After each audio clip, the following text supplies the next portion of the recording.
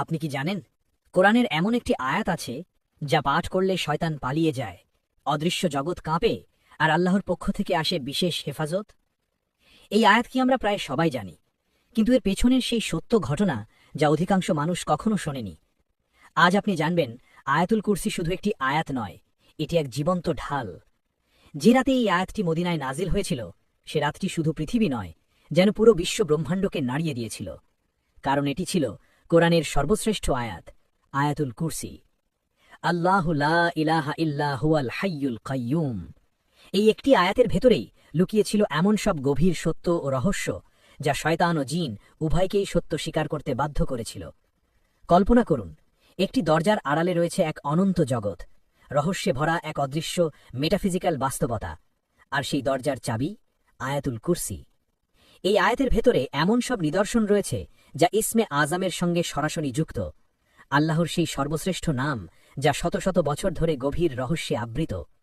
এই একটি আয়াত বহু আলেমের আধ্যাত্মিক দৃষ্টি খুলে দিয়েছে, তাদের হৃদয়কে প্রসারিত করেছে এবং শারীরিক ও আধ্যাত্মিক উভয় জগতেই গভীর উপলব্ধির দ্বার উন্মুক্ত করেছে। আর ঠিক এই কারণেই কালো জাদুকর, জিন ও শয়তান আয়াতুল কুরসিকে ভয় পায়। আজ আপনি জানতে পারবেন কেন তারা ভয় পায় এবং কি সেই লুকানো রহস্য যা এই আয়াতকে অন্য সব আয়াত থেকে আলাদা করে। যদি আপনি প্রস্তুত থাকেন তাহলে চলুন শুরু করি। আয়াতুল কুরসি হল সূরা আল বাকারার ২৫৫ নম্বর আয়াত। এই আয়াতে রয়েছে মোট ৯টি গভীর বাক্য, যার প্রতিটি আল্লাহর ক্ষমতা ও সত্তার একটি একটি ঘোষণা। একটি সহিহ হাদিসে রাসূলুল্লাহ সাল্লাল্লাহু আলাইহি ওয়াসাল্লাম বলেছেন, এই আয়াতের মধ্যেই রয়েছে ইসমে আজম, আল্লাহর সর্বশ্রেষ্ঠ নাম। এই কারণেই বহু ইসলামী বিদ্বান মনে করেন এই আয়াতের সঙ্গে রয়েছে এমন এক বিশেষ রহস্য যার হৃদয়কে আলোর দিকে নিয়ে যায় এবং মানুষকে আল্লাহর নিকটবর্তী করে। আরও হাদিসে এসেছে, আল্লাহর কুরসি সমগ্র মহাবিশ্বের চেয়েও বিস্তৃত, যা মানুষের কল্পনা ও বোধগম্যতার বহু ঊর্ধ্বে। কিন্তু আল্লাহর আরশের তুলনায় এই কুরসি যেন এক বিশাল মরুভূমির মাঝে পড়ে থাকা একটি ক্ষুদ্র ঘোড়ার নালের মতো। আয়াতুল কুরসি বর্ণনা করে আল্লাহর কুরসি, তার আরশ, তার ক্ষমতা, তার জ্ঞান, তার নিয়ন্ত্রণ, তার চিরঞ্জীব সত্তা এবং তার শেষহীন শক্তি। এই কারণেই একে ধরা হয় ইসমে আজমের সবচেয়ে নিকটবর্তী আয়াত হিসেবে। যদি আমরা দেখতে পেতাম অদৃশ্য জগতে কি ঘটে যখন কেউ আয়াতুল কুরসি পাঠ করে, তাহলে আমাদের হৃদয় কেঁপে উঠত এবং সেই দৃশ্য সহ্য করা আমাদের পক্ষে সম্ভব হতো না। আয়াতুল কুরসি সম্পর্কে এমন কিছু সহিহ হাদিস রয়েছে যা একে কোরআনের অন্যান্য আয়াতের তুলনায় স্বাতন্ত্র্য ও অনন্য মর্যাদায় উন্নীত করেছে। আবু হুরায়রা রাদিয়াল্লাহু আনহু বলেন, রাসূলুল্লাহ সাল্লাল্লাহু আলাইহি ওয়াসাল্লাম আমাকে সদকার খেজুরের ভাণ্ডারের দায়িত্ব দিয়েছিলেন। সকালে যখন রাসূলুল্লাহ সাল্লাল্লাহু আলাইহি ওয়াসাল্লামের কাছে গেলাম, তিনি জিজ্ঞেস করলেন, হে আবু হুরায়রা, গতরাতে যাকে ধরেছিলে তার কি হল? এর অর্থ নবীজি সাল্লাল্লাহু আলাইহি ওয়াসাল্লাম আগেই পুরো ঘটনা জানতেন। আমি সব খুলে বললাম এবং জানালাম যে আমি তাকে ছেড়ে দিয়েছি। তখন রাসূলুল্লাহ সাল্লাল্লাহু আলাইহি ওয়াসাল্লাম বললেন, সে তোমাকে মিথ্যা বলেছে, আজ রাতে সে আবার আসবে। ঠিক যেমন নবীজি সাল্লাল্লাহু আলাইহি ওয়াসাল্লাম বলেছিলেন, দ্বিতীয় রাতেও সেই জিনটি আবার এলো। আবার চুরি করতে গিয়ে আমি তাকে ধরে ফেললাম। সে অনেক অনুনয় বিনয় করল, শপথ করল, আমি শেষ পর্যন্ত তাকে ছেড়ে দিলাম। সকালে নবীজি সাল্লাল্লাহু আলাইহি ওয়াসাল্লাম আবার বললেন, সে আবার তোমাকে মিথ্যা বলেছে, তৃতীয় রাতেও সে ফিরে আসবে। তৃতীয় রাতে সত্যিই জিনটি আবার এলো। এবার আমি দৃঢ়ভাবে বললাম, তুমি বারবার মিথ্যা বলছ, আজ আর তোমাকে ছাড়ব না। তখন জিনটি বুঝে গেল আর কোনো পথ নেই। সে বলল, যদি আমাকে ছেড়ে দেন, আমি আপনাকে এমন এক শক্তিশালী রহস্য জানাবো যা আপনার জন্য ভীষণ উপকারী হবে। আমি বললাম, বলো। সে বলল, যখন আপনি রাতে ঘুমাতে যাবেন তখন আয়াতুল কুরসি থেকে এই অংশটি পড়বেন, আল্লাহু লা ইলাহা ইল্লা হুয়াল হাইয়ুল কাইয়ুম। যদি আপনি এটি পড়েন, আল্লাহ তাআলা একজন ফেরেশতা পাঠাবেন যিনি সকাল পর্যন্ত আপনার পাহারা দেবেন। কোনো শয়তানি আপনার কাছাকাছি আসতে পারবে না। সকালে আবু হুরায়রা রাদিয়াল্লাহু আনহু যখন এই ঘটনা রাসূলুল্লাহ সাল্লাল্লাহু আলাইহি ওয়াসাল্লামকে জানালেন, তখন নবীজি সাল্লাল্লাহু আলাইহি ওয়াসাল্লাম বললেন, আজ সে সত্য বলেছে, যদিও সে সাধারণত মিথ্যাবাদী। এটি একটি সহিহ হাদিস এবং অত্যন্ত বিস্ময়কর একটি ঘটনা। যে ব্যক্তি এই আয়াতটি পাঠ করে, আল্লাহ তার জন্য একজন ফেরেশতা নিযুক্ত করেন যিনি তাকে সকাল পর্যন্ত শারীরিক ও আধ্যাত্মিক সব ক্ষতি থেকে রক্ষা করেন। শয়তান তার কাছে আসতে পারে না, এক অদৃশ্য সুরক্ষার প্রাচীর তাকে ঘিরে ফেলে। আরও একটি হাদিসে আয়াতুল কুরসির মহত্ব সম্পর্কে এসেছে। রাসূলুল্লাহ সাল্লাল্লাহু আলাইহি ওয়াসাল্লাম বলেছেন, সূরা আল বাকারার প্রতিটি আয়াত নাজিল হয়েছে ৮০ জন ফেরেশতার সঙ্গে, আর আয়াতুল কুরসি নাজিল হয়েছে সরাসরি আল্লাহর অরশের নিচ থেকে। এখন প্রশ্ন আসে, কুরসি ও অরশ কি? আয়াতে যে কুরসি ও অরশের কথা বলা হয়েছে তার অর্থ কি? কুরসি শব্দের অর্থ চেয়ার বা সিংহাসন, কিন্তু রাসূলুল্লাহ সাল্লাল্লাহু আলাইহি ওয়াসাল্লাম কুরসির ব্যাপ্তি বোঝাতে একটি অত্যন্ত গভীর উদাহরণ দিয়েছেন। আবু দারদা রাদিয়াল্লাহু আনহু থেকে বর্ণিত, 7 আসমান কুরসির তুলনায় ঠিক তেমন যেমন একটি বিশাল মরুভূমিতে ফেলে দেওয়া একটি ছোট আংটি, আর সেই কুরসিও আল্লাহর অরশের তুলনায় যেন আরেকটি ছোট আংটি মাত্র। সুবহান আল্লাহ। তাহলে প্রশ্ন আসে, কুরসি আসলে কি? আলেমগণ বলেন, কুরসি হল ভৌত বা শারীরিক জগতের সর্বশেষ সীমানা। এটি এমন এক বিশাল অস্তিত্ব যার ভেতরেই অন্তর্ভুক্ত রয়েছে সব আসমান, সব জমিন এবং সম্পূর্ণ দৃশ্যমান মহাবিশ্ব। অথচ এত বিশাল কুরসিও আল্লাহর অরশের সামনে কিছুই নয়। আয়াতে বলা হয়েছে, তার কুরসি আসমান ও জমিনকে পরিবেষ্টিত করে আছে। এ কথার গভীরতা বুঝতে চাইলে একটি উদাহরণ কল্পনা করুন। একটি ফুটবল মাঠের মাঝখানে একটি ফুটবল রাখা হয়েছে। এবার কল্পনা করুন, এই পুরো মাঠটি আবার একটি বিশাল শহরের ঠিক কেন্দ্রে অবস্থিত। ঠিক তেমনি আসমান ও জমিন কুরসির তুলনায় মাত্র এতটুকুই ক্ষুদ্র। হাসান আল বাসরি রহমাতুল্লাহ আলাইহি বলেছেন, কুরসি বলতে বোঝানো হয়েছে আল্লাহর জ্ঞান। তিনি একথা বলেছেন কারণ আয়াতে বলা হয়েছে তার কুরসি আসমান ও জমিনকে পরিবেষ্টন করে আছে। অর্থাৎ যা অতীতে ঘটেছে, যা ভবিষ্যতে ঘটবে এবং যা এই মুহূর্তে ঘটছে, সবকিছুই আল্লাহর ঐশী জ্ঞানের পরিধির মধ্যে অবস্থিত। কুরসির ভেতরে যা কিছু রয়েছে সবই আল্লাহর আরশের অধীন, আর আরশের নিচে যা কিছু আছে সবই পূর্ণাঙ্গভাবে আল্লাহর নিয়ন্ত্রণে। কুরসি আল্লাহর ভৌত জগতের উপর কর্তৃত্ব ও নিয়ন্ত্রণকে বোঝায়, যার মধ্যে রয়েছে পৃথিবী, নক্ষত্র, গ্রহ এবং গ্যালাক্সি। অন্যদিকে আরশ বোঝায় আল্লাহর অদৃশ্য ও অশরীরিক জগতের ওপর তার কর্তৃত্ব, যেখানে রয়েছে রূহ, ফেরেশতা এবং অদেখা মহাজগৎ। হযরত আলী রাদিয়াল্লাহু আনহু থেকে বর্ণিত হয়েছে, কুরসির প্রতিটি পা 7 আসমান ও 7 জমিনের সমগ্র পরিমাপের সমান দীর্ঘ। কুরসিকে আরশের সামনে স্থাপন করা হয়েছে। 4 জন ফেরেশতা কুরসি বহন করেন। প্রত্যেক ফেরেশতার 4টি করে মুখ রয়েছে। তাদের পা স্থাপিত রয়েছে 7 জমিনের পেছনে অবস্থিত এক বিশাল পাথরের ওপর। আরশ বহনকারী ফেরেশতাদের সঙ্গে কুরসি বহনকারী ফেরেশতাদের মাঝে রয়েছে 70টি অন্ধকারের পর্দা এবং 70টি আলোর পর্দা। যদি এই পর্দাগুলো না থাকত তাহলে আরশ বহনকারী ফেরেশতাদের নূর এত প্রবল হতো যে কুরসি বহনকারী ফেরেশতারা তা সহ্য করতে পারত না। একটি সহি হাদিসে রাসূলুল্লাহ সাল্লাল্লাহু আলাইহি ওয়াসাল্লাম বলেছেন, আল্লাহ তাআলা আসমান ও জমিন সৃষ্টি করার 5000 বছর আগেই সমস্ত সৃষ্টির পরিমাণ, সীমা ও পরিমাপ নির্ধারণ করে দিয়েছিলেন। সে সময় আল্লাহর আরশ ছিল পানির ওপর অবস্থিত। আরশ সৃষ্টি করা হয়েছে ইয়াকুত নামক এক বিশেষ লাল পদার্থ দিয়ে, যা আমাদের পরিচিত স্ফটিকের মতো নয়। এর এক প্রান্ত থেকে অন্য প্রান্ত পর্যন্ত দূরত্ব 5 মিলিয়ন বছরের সফরের সমান। এই মহাবিশ্ব দাঁড়িয়ে আছে নিখুঁত এক ভারসাম্যের ওপর, আর এই ভারসাম্য টিকে আছে আল্লাহর কাইয়ুমিয়া, অর্থাৎ তার অবিরাম রক্ষণাবেক্ষণ ক্ষমতার কারণে।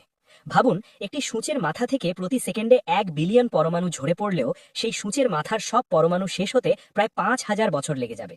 এটি যেমন পরমাণুর অসংখ্যতাকে তুলে ধরে, তেমনি তার চরম ক্ষুদ্রতার দিকটিও প্রকাশ করে। যে মানুষ বিশুদ্ধ হৃদয়ে এই অসংখ্য পরমাণুর শৃঙ্খলা ও নিখুঁত সামঞ্জস্য পর্যবেক্ষণ করে এবং উপলব্ধি করে যে আল্লাহই এগুলোকে টিকিয়ে রেখেছেন, তার হৃদয় কেটে ওঠে। সে আল্লাহর সৃষ্টিকর্মে বিস্ময়ে অভিভূত হয়ে যায়। আর মানুষ আল্লাহর নাম ও গুণাবলীর সবচেয়ে বড়, সবচেয়ে সুন্দর আয়না। এই অর্থেই মানুষকে বলা হয় মাঝহারে আজম, প্রতিফলনের সর্বোচ্চ ক্ষেত্র, আর নকশে আজম, সৃষ্টি জগতের সর্বাধিক নিখুঁত নকশা। মানুষই আল্লাহর গুণাবলীর সবচেয়ে স্বচ্ছ ও পূর্ণ প্রতিচ্ছবি। যদি সমগ্র মহাবিশ্বকে সংকুচিত করা হতো তবে তা মানুষের রূপ ধারণ করত, আর যদি মানুষকে বিস্তৃত করা হতো তবে সে নিজেই এক মহাবিশ্বে পরিণত হতো। আল্লাহর সমস্ত নাম ও গুণাবলী মানুষের স্বভাব ও অস্তিত্বের ভেতর নকশা হয়ে প্রকাশ পায়। আর এটাই সেই মহান রহস্য যা আয়াতুল কুরসি আমাদের সামনে উন্মোচন করে। এই আয়াত আমাদের স্মরণ করিয়ে দেয় আল্লাহর অসীম মহানতা এবং আমরা আসলে কার সামনে দাঁড়িয়ে আছি। এই রহস্য একবার হৃদয়ে প্রবেশ করলে একজন মানুষ কিভাবে পাপ করতে পারে, কিভাবে সালাত ছেড়ে দিতে পারে, কিভাবে আল্লাহর আদেশ অমান্য করতে পারে। আমাদের চোখে যে মহাবিশ্ব অগাধ ও অসীম বলে মনে হয়, তা আল্লাহর আরশের তুলনায় একটি বিশাল মরুভূমিতে পড়ে থাকা ছোট্ট একটি ঘোড়ার নালের সমানও নয়। তাহলে ভাবুন, আল্লাহর মহিমা আসলে কতটা সীমাহীন। একদিন রাসূলুল্লাহ সাল্লাল্লাহু আলাইহি ওয়াসাল্লাম উবাই ইবনে কাব রাদিয়াল্লাহু আনহুকে জিজ্ঞাসা করলেন, হে আবু আল মুনজির, আল্লাহর কিতাবের মধ্যে তোমার কাছে কোন আয়াতটি সবচেয়ে মহান? উবাই রাদিয়াল্লাহু আনহু উত্তরে বললেন, আল্লাহ ও তার রাসূলই সবচেয়ে ভালো জানেন। নবীজি সাল্লাল্লাহু আলাইহি ওয়াসাল্লাম আবার জিজ্ঞেস করলেন। তখন উবাই রাদিয়াল্লাহু আনহু বললেন, আল্লাহু লা ইলাহা ইল্লা হুয়াল হাইয়ুল কাইয়্যুম, অর্থাৎ তিনি আয়াতুল কুরসিকেই বোঝালেন। তখন রাসূলুল্লাহ সাল্লাল্লাহু আলাইহি ওয়াসাল্লাম তার বুকে হাত রেখে বললেন, হে উবাই, এই জ্ঞান তোমার জন্য বরকতময় হোক। এই ঘটনা থেকে আমরা শিখি আল্লাহর কিতাবের সর্বশ্রেষ্ঠ আয়াত হল আয়াতুল কুরসি।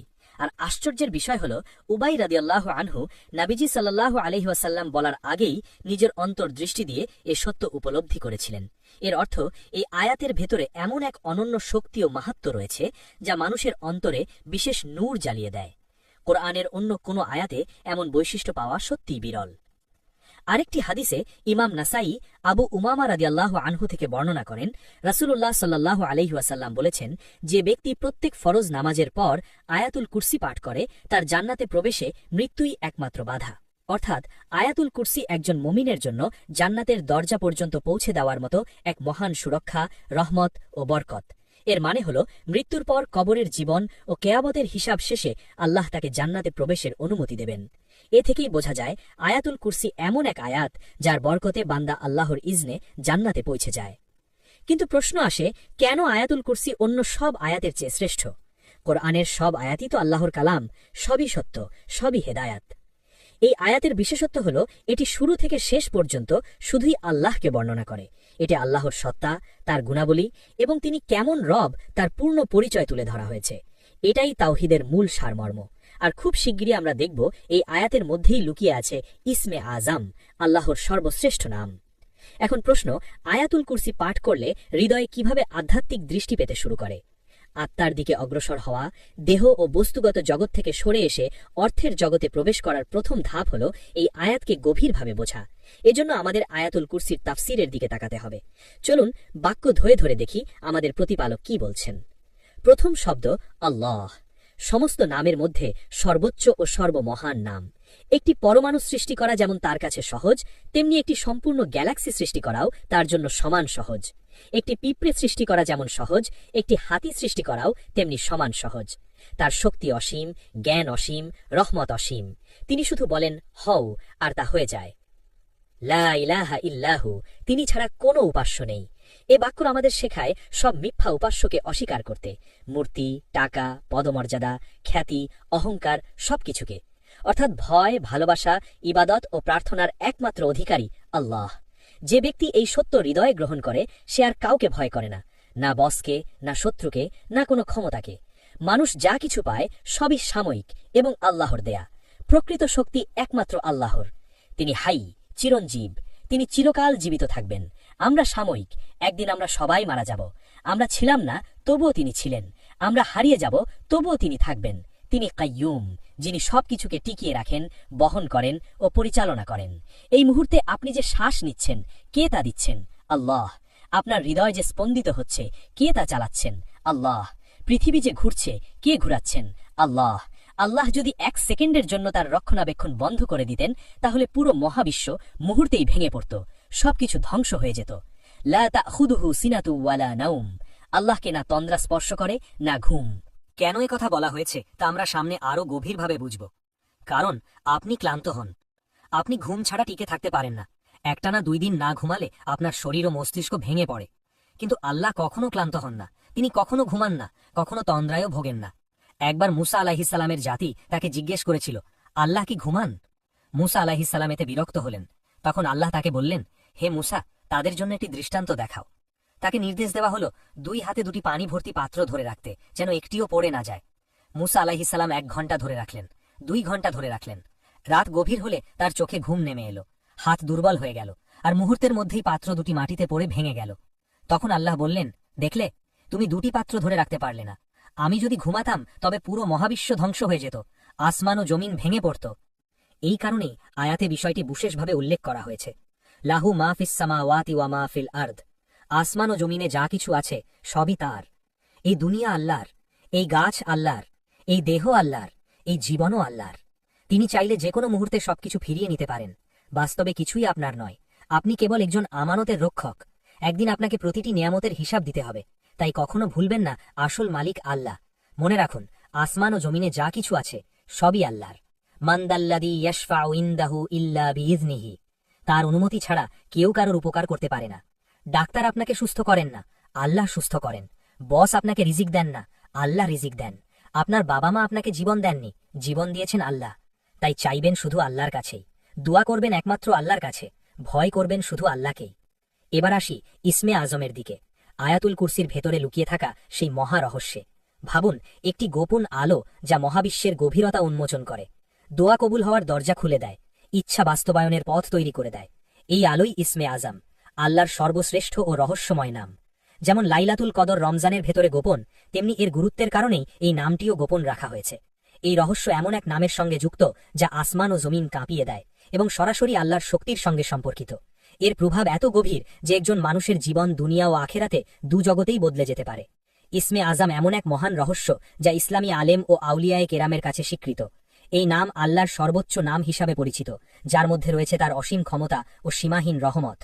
একজন বান্দার দুনিয়া ও আখেরাতের সুখ গোপনে লুকিয়ে আছে মারিফাতুল্লাতে, অর্থাৎ আল্লাহকে সত্যিকারভাবে চেনার মধ্যে।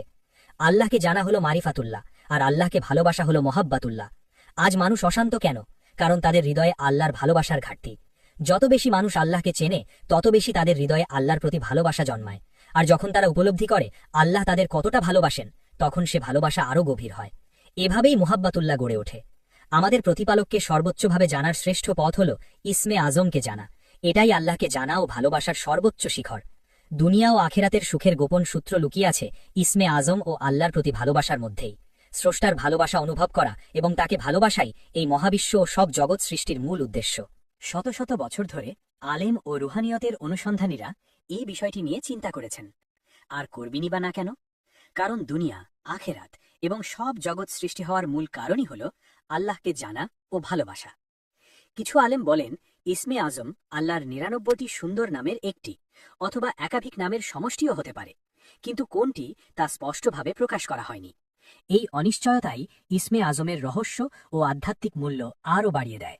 কারণ মূল্যবান জিনিস সবসময় গোপনই থাকে, যেমন লাইলাতুল কাদার রমজানের ভেতরে লুকানো। ইসমে আজম কেবল কয়েকটি শব্দ নয়। ইবন আরাবির মতো মহান সুফি আলেমরা বলেন এই নামের ভেতরে আল্লাহর নামগুলোর সবচেয়ে গভীর অর্থ লুকিয়ে আছে। এই গভীরতা কেবল জ্ঞান দিয়ে নয়, একটি পবিত্র ও আন্তরিক হৃদয় দিয়েই উপলব্ধি করা যায়। ইসমে আজমকে জানা মানে শুধু নাম জানা নয়, বরং সেই নামের অর্থ অনুযায়ী জীবনযাপন করা। এই কারণেই ইসমে আজমকে একটি ঐশী রহস্যের চাবি হিসেবে দেখা হয়। ইসলামী আলেমরা দীর্ঘদিন চেষ্টা করেছেন বুঝতে কেন এই নাম এত গভীর রহস্য। ইবন আরাবির মতে এই নাম মানুষের সঙ্গে আল্লাহর সংযোগকে আরও দৃঢ় করে তোলে। তাই ইসমে আজম শুধু একটি চাবি নয়, বরং হৃদয়ের গভীরে লুকিয়ে থাকা এক অমূল্য রত্ন। অনেক আলেম বলেন সাধারণ মানুষের জন্য ইসমে আজম জানা কঠিন, তবে অসম্ভব নয়। নবী, অলি, আলেম ও আল্লাহর প্রিয় বান্দারাই সাধারণত এ রহস্য উপলব্ধি করতে পারেন। ইসমে আজম দিয়ে করা দোয়া কবুল হয়, ইচ্ছাপূর্ণ হয়। যে ব্যক্তি এই নাম জানেন, আল্লাহর ইজনে তিনি অসাধারণ কাজও করতে পারেন। উদাহরণ হিসেবে সূরা নামলে বর্ণিত হয়েছে সুলেমান আলাহিসাল্লামের দরবারে যে ব্যক্তি কিতাবের জ্ঞান রাখতেন, তিনি চোখের পলকে বিলকিসের সিংহাসন এনে ফেলেছিলেন ইসমে আজমের সাহায্যে। তবুও আজও আলেমদের মধ্যে মতভেদ রয়েছে আল্লাহর কোন নামটি প্রকৃত ইসমে আজম। ইমাম আবু হানিফা রহমতুল্লাহ আলাইহি বলেন ইসমে আজম কুরআনের কিছু নির্দিষ্ট আয়াতের ভেতরে লুকানো। আয়াতুল কুরসি ও সূরা ফাতিহার গভীর অর্থে এই নামের প্রভাব স্পষ্টভাবে প্রতিফলিত হয়। তার মতে এই গোপন রহস্য আসলে পুরো কুরআনের সারমর্ম। ইসমে আজমের হিকমতে পৌঁছতে হলে কুরআনের আয়াতগুলোর গভীর অর্থ বুঝতে হবে। শুধু তিলাওয়াত করলেই হবে না, প্রয়োজন গভীর চিন্তা, অন্তরের পরিশুদ্ধি এবং সত্যিকার আমল। আর ইবন আরাবির মতে ইসমে আজম কোনো নির্দিষ্ট শব্দ নয়, এটি এমন এক বাস্তবতা যা মানুষের আধ্যাত্মিক স্তর এবং আল্লাহর তাজাল্লির উপর নির্ভর করে ভিন্ন ভিন্নভাবে প্রকাশ পায়। তিনি বলেন আল্লাহর প্রতিটি নাম সৃষ্টি জগতের সামনে এক একটি স্বতন্ত্র রূপ বা প্রকাশ, কিন্তু ইসমুল আজম হল সেই সব প্রকাশের ঊর্ধ্বে থাকা মূল সত্তা। যখন কোনো মানুষ তার রবের সবচেয়ে নিকটে পৌঁছে যায়, তখন এই নাম তার হৃদয়ের সামনে উন্মোচিত হয়। আর এই নাম দিয়ে করা দোয়া মানুষের অন্তরের অবস্থা, বিনয় ও আন্তরিকতার ওপর ভিত্তি করে নিজস্ব রূপ ধারণ করে। ইমাম গাজ্জাই রাহমতুল্লাহ আলাইহি বলেন ইসমে আজম হল দোয়া কবুল হওয়ার সবচেয়ে শক্তিশালী নাম। কিন্তু কেবল মুখে এই নাম উচ্চারণ করলেই যথেষ্ট নয়, মানুষকে আগে তার নাফসকে পরিশুদ্ধ করতে হবে এবং আল্লাহর কাছে সম্পূর্ণরূপে আত্মসমর্পণ করতে হবে। গাজ্জালি আরও বলেন যদি কেউ ইসমে আজম জানতে চায়, তবে তাকে সর্বপ্রথম নিজের অন্তর পরিষ্কার করতে হবে, কারণ এই নামের প্রতিধ্বনি কেবল একটি পবিত্র হৃদয়েই ধ্বনিত হয়। তার রচনায় তিনি উল্লেখ করেন মানুষ যখন আল্লাহর সবচেয়ে নিকটে থাকে, ঠিক সেই মুহূর্তে ইসমে আজম একটি নূরের মতো তার সামনে প্রকাশিত হয়। তাহলে প্রশ্ন আসে ইসমে আজম এত গুরুত্বপূর্ণ কেন? কারণ আল্লাহর সৌন্দর্য ও গুণাবলী উপলব্ধি না করলে তাকে সত্যিকারভাবে জানা বা ভালোবাসা সম্ভব নয়। ইসমে আজম আমাদের আল্লাহকে সর্বোত্তমভাবে জানতে সাহায্য করে, আর সেখান থেকেই জন্ম নেয় মারিফাতুল্লাহ, অর্থাৎ আল্লাহকে জানা। এরপর আসে মোহাব্বাতুল্লাহ, আল্লাহকে ভালোবাসা। যখন এই মহাব্বতুল্লাহ একজন মানুষের হৃদয়ে প্রবেশ করে, তখন তার পুরো জীবন বদলে যায়। কেননা যখন কেউ প্রথমবার গভীরভাবে উপলব্ধি করে আল্লাহ তাকে কতটা ভালোবাসেন, তখন তার হৃদয় কেঁপে ওঠে, চোখ ভিজে যায়, আর সে ভাবতে শুরু করে, যাকে আমি ভালোবাসি তার সন্তুষ্টি অর্জন করাই আমার জীবনের লক্ষ্য। মারিফাত ছাড়া ইবাদত কেবল অভ্যেসে পরিণত হয়। মারিফাত ছাড়া নেক আমল অনেক সময় শুধু সাওয়াব বা জান্নাতের প্রত্যাশায় সীমাবদ্ধ থাকে। এটিও ভালো, কিন্তু যখন আরও উচ্চতর কিছু সম্ভব, তখন শুধু জান্নাতের আকাঙ্ক্ষায় সীমাবদ্ধ থাকব কেন? আল্লাহকে সন্তুষ্ট করার সর্বোত্তম পথ কোনটি? ইসলামের আলেমগণ বলেন, আল্লাহর নাম ও গুণাবলীর সবচেয়ে পরিপূর্ণ প্রকাশ পাওয়া যায় রাসূলুল্লাহ সাল্লাল্লাহু আলাইহি ওয়াসাল্লামের অনুসরণের মাধ্যমে। এই কারণেই কুরআন বলে, বলুন, যদি তোমরা আল্লাহকে ভালোবাসো তবে আমাকে অনুসরণ করো। অতএব যত বেশি আমরা আল্লাহকে জানি, তত বেশি আমরা তাকে ভালোবাসি, আর যত বেশি আমরা তাকে ভালোবাসি, তত বেশি আমরা রাসূলুল্লাহ সাল্লাল্লাহু আলাইহি ওয়াসাল্লামের মতো হতে চাই, কারণ তার জীবনই ছিল আল্লাহর নাম ও গুণাবলীর জীবন্ত প্রতিফলন। আমরা এই বিষয়গুলো নিয়ে অধ্যয়ন করি ঠিক এই কারণেই, যেন আমরা রাসূলুল্লাহ সাল্লাল্লাহু আলাইহি ওয়াসাল্লামের চরিত্র ও আদর্শ অনুসরণ করতে পারি। মানুষ হওয়ার সবচেয়ে মধুর অভিজ্ঞতা হলো আল্লাহর নামগুলোর ভেতরে লুকিয়ে থাকা সৌন্দর্যের স্বাদ পাওয়া। এই সৌন্দর্য আবিষ্কার করাই একজন মানুষের জীবনের সর্বোচ্চ উদ্দেশ্য হওয়া উচিত। এখন আসুন আল কাইয়ুম নামটির দিকে তাকাই, যা অনেক আলেমের মতে ইসমে আজমের অন্তর্ভুক্ত হতে পারে। আল্লাহ এই মহাবিশ্ব সৃষ্টি করেছেন, আর সবকিছুই তার উপর নির্ভরশীল। সৃষ্টির টিকে থাকা, চলমান থাকা এবং বিকাশ সবই তার ক্ষমতার অধীন। সূরা আর রহমানে জানায়, আল্লাহ প্রতিটি মুহূর্তে কোনো না কোনো কাজে রত। সূরা আল বুরুজে বলা হয়েছে, তিনি যা চান, যেভাবে চান সেভাবেই করেন। সূরা আর রুমে বলা হয়েছে, তিনি যাকে চান সৃষ্টি করেন, যেভাবে চান সৃষ্টি করেন। সূরা আল ইয়াসিনে ঘোষণা করা হয়েছে, সমস্ত আদেশ তাঁরই হাতে। আর সূরা আর রুমের আরেকটি আয়াতে বলা হয়েছে, আল্লাহর রহমতের নিদর্শনগুলো দেখো, তিনি কিভাবে মৃত পৃথিবীকে আবার জীবিত করে তোলেন। এখান থেকে আমরা দুটি গভীর রহস্য বুঝতে পারি। প্রথমত, আল্লাহ তার সৃষ্টি শিল্পকে ভালোবাসেন। তিনি সৃষ্টি করেন, গড়েন এবং তা প্রকাশ করেন। দ্বিতীয়ত, আল্লাহ ভালোবাসেন সেই মানুষদের যারা তার সৃষ্টিকে চিনে নেয় এবং সেই উপলব্ধির মাধ্যমে তাকে ভালোবাসে। কাইয়ুমিয়াতের রহস্য সরাসরি মহাবিশ্বের রহস্যের সঙ্গে যুক্ত। মহাবিশ্ব পাঠ করা মানে আল্লাহকে কর্মরত অবস্থায় দেখা, অর্থাৎ তিনি প্রতিটি মুহূর্তে সৃষ্টি করছেন, গড়ছেন, শিক্ষা দিচ্ছেন এবং পরিচালনা করছেন। আল্লাহর এই নামগুলো সত্যিকার অর্থে বুঝতে হলে মানুষকে মহাবিশ্বের দিকে তাকাতে হবে, কারণ পুরো মহাবিশ্ব আল্লাহর নামের রমে রঙিন। এই কারণেই কাইয়ুমিয়াতের রহস্য লুকিয়ে আছে মহাবিশ্বের রহস্যের গভীরে। হে আল্লাহ, তুমি কতই না রহস্য লুকিয়ে রেখেছ। যখন আমরা মহাবিশ্বের দিকে তাকাই, দেখি সময়ের প্রবাহে, সৃষ্টি ও ধ্বংসের চলমান চক্রে কিছু প্রাণী মাত্র কয়েক সেকেন্ডের জন্য সৃষ্টি হয়, তারপরই হারিয়ে যায়। কিছু সৃষ্টির আয়ু কয়েক দিন, কারো কয়েক ঘন্টা, আবার কারো আয়ু মাত্র কয়েক সেকেন্ড। তখন প্রশ্ন জাগে, এটাই কি তাদের পুরো দায়িত্ব? হ্যাঁ, এটাই। কিন্তু এরপর আবার মনে প্রশ্ন আসে, হে আল্লাহ, এত অল্প সময়ের জীবনের জন্য এত সৃষ্টি কেন, এত আয়োজন কেন? চলুন এই রহস্যটি বুঝে নেই, মহাবিশ্বের রহস্য এবং কাইয়ুম নামের রহস্য। মহাবিশ্বে সকল সৃষ্টির আগমন ও প্রস্থান এমন নিখুঁত ভারসাম্য, পরিমিতি ও হিকমতের সঙ্গে পরিচালিত হয় যে অসংখ্য প্রাণী আসে ও যায়, তবুও ভারসাম্য কখনো নষ্ট হয় না। পুরো মহাবিশ্বের দিকে তাকান। কিছু প্রাণী অন্য প্রাণীকে আহার করে, তবুও সামগ্রিক ভারসাম্য অটুট থাকে। মহাবিশ্ব তার পরিপূর্ণ সুষম অবস্থায় চলতেই থাকে। উদাহরণস্বরূপ, আপনি কি জানেন একটি মাছি একবার ডিম পাড়লে কত বংশধর জন্মাতে পারে? প্রায় 6 বিলিয়ন, অর্থাৎ 600 কোটি। যদি পৃথিবীর পরিচ্ছন্ন কর্মীরা, যারা মৃত প্রাণী, লার্ভা ও বর্জ্য ভক্ষণ করে পরিবেশ পরিষ্কার রাখে, না থাকত, তবে প্রতি বছর শুধু মাছির লার্ভা থেকেই পৃথিবীর উপরিভাগ প্রায় 10 সেন্টিমিটার করে উঁচু হয়ে যেত। কিন্তু আপনি কখনো তা দেখেন না, কারণ এমন একজন আছেন যিনি এই ভারসাম্য ধরে রেখেছেন।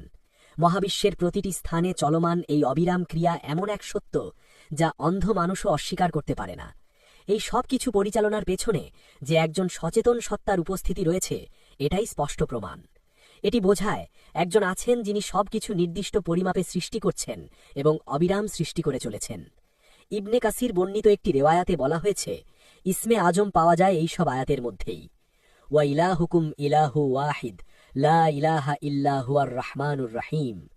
তোমাদের ইলাহ একমাত্র ইলাহ, তিনি ছাড়া আর কোনো উপাস্য নেই, তিনি পরম দয়ালু, পরম করুণাময়। সূরা আল বাকারা 163। আলিফ লাম মিম, আল্লাহু লা ইলাহা ইল্লা হুয়াল হাইয়ুল কাইয়ুম। আল্লাহ, তিনি ছাড়া আর কোনো ইলাহ নেই, তিনি চিরঞ্জীব, সবকিছুর ধারক ও অভিভাবক। সূরা আল ইমরান।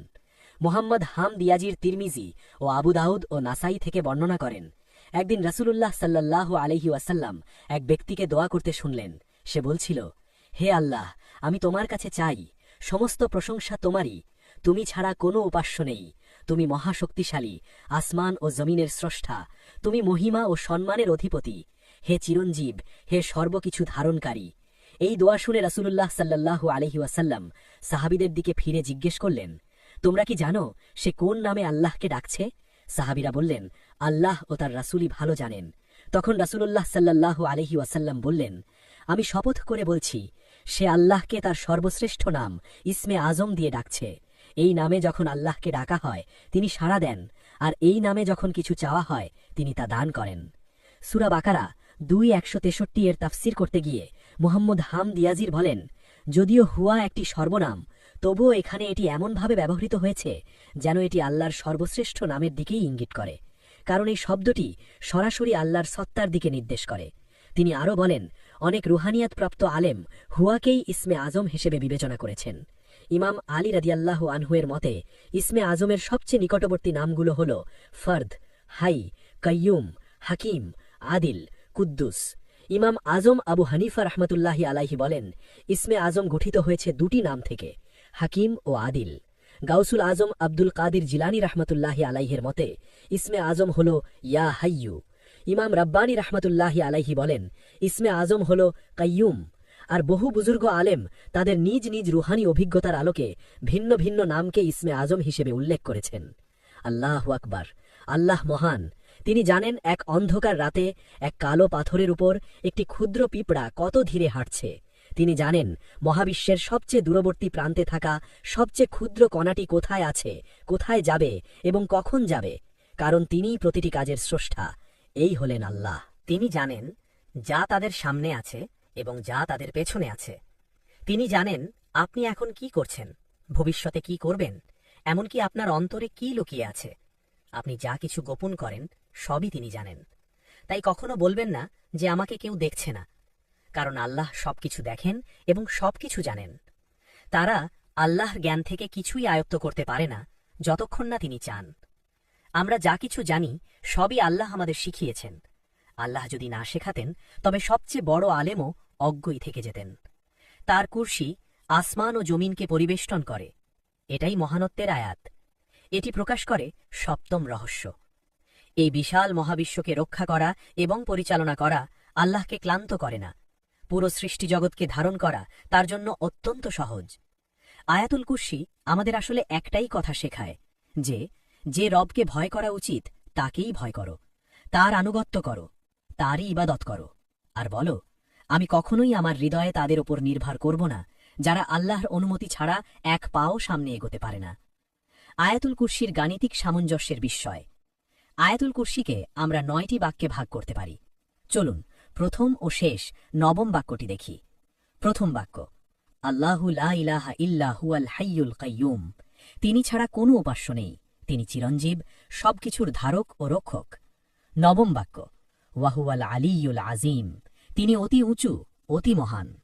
প্রথম ও শেষ বাক্যে আল্লাহর গুণবাচক নাম এসেছে। এই দুই বাক্য একে অপরের পরিপূরক হয়ে আয়াতের শুরু থেকে শেষ পর্যন্ত এক অপূর্ব দিব্য সামঞ্জস্য প্রকাশ করে। এবার দ্বিতীয় ও অষ্টম বাক্য দেখুন। দ্বিতীয় বাক্য, তাকে তন্দ্রা ও ঘুম স্পর্শ করে না। অষ্টম বাক্য, আসমান ও জমিনকে রক্ষা করা তাকে ক্লান্ত করে না। উভয় বাক্যই একই সত্য ঘোষণা করে, আল্লাহকে কিছুই ক্লান্ত করতে পারে না, কিছুই তাকে পরাভূত করতে পারে না। এখন তৃতীয় ও সপ্তম বাক্যটি দেখুন। তৃতীয় বাক্য, আসমান ও জমিনে যা কিছু আছে সবই তার, অর্থাৎ তিনি সবকিছুর মালিক। সপ্তম বাক্য, তার কুরসি আসমান ও জমিনকে পরিবেষ্টন করে, অর্থাৎ সমগ্র মহাবিশ্বের ওপর তারই শাসন, কর্তৃত্ব ও নিয়ন্ত্রণ। একটিতে বলা হচ্ছে তিনি মালিক, আরেকটিতে বলা হচ্ছে তিনি শাসক ও অধিপতি। এইভাবেই আয়াতুল কুরসির প্রতিটি বাক্য একে অপরের সঙ্গে গভীর অর্থগত সম্পর্ক গড়ে তোলে এবং আমাদের হৃদয়ে আল্লাহর মহিমা ও একত্বের দৃঢ় বিশ্বাস স্থাপন করে। সবকিছুই আল্লাহর অনুমতি ও ইচ্ছার সঙ্গে সরাসরি সম্পর্কিত। আল্লাহ অনুমতি না দিলে কারো সুপারিশ কার্যকর হয় না। আল্লাহ ইচ্ছা না করলে কেউ কিছুই জানতে পারে না। এইভাবেই আয়াতুল কুরসির চতুর্থ ও ষষ্ঠ বাক্য পরস্পরকে নিখুঁতভাবে সম্পূর্ণ করে। এখন মাঝখানে যে বাক্যটি রয়েছে তা হল পঞ্চম বাক্য। পঞ্চম বাক্যটি বলে, তিনি জানেন তাদের সামনে কি আছে এবং পেছনে কি আছে, অর্থাৎ আল্লাহ জানেন তার বান্দারা কি করেছে এবং ভবিষ্যতে কি করবে, কারণ তিনি সর্বজ্ঞ, সময় ও স্থানের ঊর্ধ্বে। তার কাছ থেকে কিছুই গোপন থাকতে পারে না। এই বাক্যটির আরেকটি গভীর ইঙ্গিত রয়েছে। এটি ঠিক মাঝখানে অবস্থান করছে, যেন জানিয়ে দিচ্ছে এর আগের 4টি বাক্য এবং পরের 4টি বাক্য পরস্পরের সঙ্গে নিখুঁত সামঞ্জস্যে গাঁথা। এই অপূর্ব সমতা ও কাঠামো কেবল আল্লাহই সৃষ্টি করতে পারেন, কারণ তিনি জানেন এবং জেনেই পূর্ণ জ্ঞানের সাথে আমাদের সঙ্গে কথা বলেছেন। কে পারে এমন সৌন্দর্য, ভারসাম্য ও নিখুঁত গঠন সৃষ্টি করতে? আর কোন গ্রন্থেই বা এমন উদাহরণ পাওয়া যায়? যখন আমরা পুরো সূরা আল বাকারা দেখি, লক্ষ্য করি এ সূরাটিও 9টি প্রধান বিষয়ে বিভক্ত, আর সেই 9টি বিষয়ও 1 থেকে 9, 2 থেকে 8, 3 থেকে 7, 4 থেকে 6 এই ধারায় পরস্পরকে সম্পূর্ণ করে। ঠিক যেমন আয়াতুল কুরসির সিমেট্রি, এটি কোরআনের আরেকটি বিস্ময়কর গাঠনিক সৌন্দর্য। একই ধরনের সামঞ্জস্য আমরা সূরা ইউসুফেও দেখি। এটি কোরআনের দ্বাদশ সূরা। নবী ইউসুফ আলাইহিসসালাম ছিলেন 12 ভাইয়ের একজন। পুরো সূরাটিকে যখন 12টি প্রধান বিষয়ে বিশ্লেষণ করা হয়, তখন দেখা যায় সবকটি বিষয় একে অপরের সঙ্গে সুন্দরভাবে যুক্ত হয়ে একটি নিখুঁত কাঠামো গঠন করেছে। এবার আসি গুরুত্বপূর্ণ প্রশ্নে।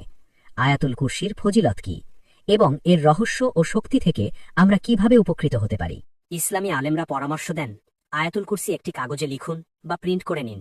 তারপর সেটি আপনার ঘরের দৃষ্টিগোচর স্থানে বা দরজার পাশে ঝুলিয়ে রাখুন। প্রতিদিন এর দিকে তাকান, তিলাওয়াত করুন এবং অর্থ নিয়ে চিন্তা করুন। আপনি নিজেই অনুভব করবেন আপনার ঘরে এক ভিন্ন মাত্রার বরকত, শান্তি ও প্রশান্তি নেমে আসছে। ভ্রমণে বের হওয়ার সময় বা বাইরে যাওয়ার আগে 7 বার পড়াকে সুন্নাহ হিসেবে বর্ণনা করা হয়েছে। এই আয়াতকে আয়াতুল কুরসি বলা হয় কারণ এতে আল্লাহর কুরসির উল্লেখ রয়েছে। এর গভীর অর্থ ও বিশেষ গুণাবলীর কারণেই এটি সর্বদা বিশেষ মর্যাদা পেয়েছে। বহু বর্ণনায় এসেছে সুরক্ষা, দোয়া কবুল, রোগমুক্তি ও অশুভ শক্তি থেকে রক্ষার জন্য আয়াতুল কুরসি তিলাওয়াত করা অত্যন্ত উত্তম। কোরআনের কিছু আয়াতে ইসমে আজামের প্রভাব রয়েছে বলে আলেমরা বলেন, আর সেই আয়াতগুলোর একটি অংশ আয়াতুল কুরসির মধ্যেই রয়েছে। এই বরকতময় আয়াত পড়া যায় আল্লাহর সন্তুষ্টির জন্য, দুনিয়া ও আখিরাতের কল্যাণের জন্য, দুশ্চিন্তা থেকে মুক্তির জন্য, শয়তান ও সব অশুভ থেকে বাঁচার জন্য, জালিম ও শত্রুর হাত থেকে সুরক্ষার জন্য, ঋণ মুক্তি, হালাল রিজিক এবং গুরুত্বপূর্ণ কাজে সফলতার জন্য। এই আয়াতের মূল চাবিকাঠি হল তার প্রথম বাক্য, আল্লাহু লা ইলাহা ইল্লাহু আল হাইয়ুল কাইয়ুম। আল্লাহ, তিনি ছাড়া কোনো উপাস্য নেই, তিনি চিরঞ্জীব, সর্বধারক। আজ আমরা আয়াতুল কুরসির অর্থ, জ্ঞান, রহস্য ও গভীরতা নিয়ে আলোচনা করেছি। আল্লাহ আমাদের সবাইকে এই আয়াতের সমুদ্রের গভীরে প্রবেশ করার তাওফিক দিন। বিশ্বাস করুন, যদি আপনি এই অর্থ হৃদয়ে ধারণ করে আয়াতুল কুরসি পাঠ করেন, তাহলে ধীরে ধীরে আপনার জন্য রহস্যের দরজা খুলবে, মর্মজগতের দরজা খুলবে, শান্তির দরজা খুলবে, দুনিয়া ও আখিরাতের বরকতের দরজা খুলে যাবে, এমনকি হৃদয়ের বন্ধ চোখও খুলে যাবে।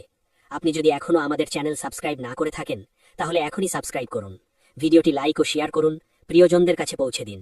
আমরা বিশ্বাস করি ভুলে যাওয়া উৎস থেকে পুনরুজ্জীবিত জ্ঞান ঈমানকে শক্তিশালী করে এবং ইসলামের খেদমতে ভূমিকা রাখে। আমাদের কাজ শুধু ইতিহাসে সীমাবদ্ধ নয়। ইসলাম ও বিজ্ঞানের সম্পর্ক, কোরআনের মুজিজা ও আধুনিক বিশ্বের সংযোগ সবই আমরা ইসলামী পণ্ডিতদের ব্যাখ্যার আলোকে তুলে ধরি। আমাদের লক্ষ্য যুক্তির মাধ্যমে ঈমানকে আরও দৃঢ় করা। বিনীত অনুরোধ, শুধু সাবস্ক্রাইব নয়, ভিডিওতে লাইক, শেয়ার ও কমেন্টও করুন। মাত্র এক ক্লিকেই আপনি এই দাওয়ার মিশনে শরিক হতে পারেন। কমেন্টে আপনার বিষয়ের প্রস্তাব জানালে আমরা আনন্দিত হব। আল্লাহ আপনাদের সকলের প্রতি সন্তুষ্ট হন। তিনি যেন আমাদের এবং আমাদের প্রিয়জনদের একসাথে জান্নাত দান করেন। আমিন। জীবন খুবই সংক্ষিপ্ত, প্রতিটি সেকেন্ড অমূল্য। তাই ইসলামের জ্ঞান বাড়িয়ে ঈমানকে শক্তিশালী রাখাই হোক আমাদের লক্ষ্য। আল্লাহ আপনাদের সবাইকে হেফাজত করুন। এখনই সাবস্ক্রাইব করুন। এমন অনুপ্রেরণামূলক ইসলামিক গল্প যেন আর মিস না হয়।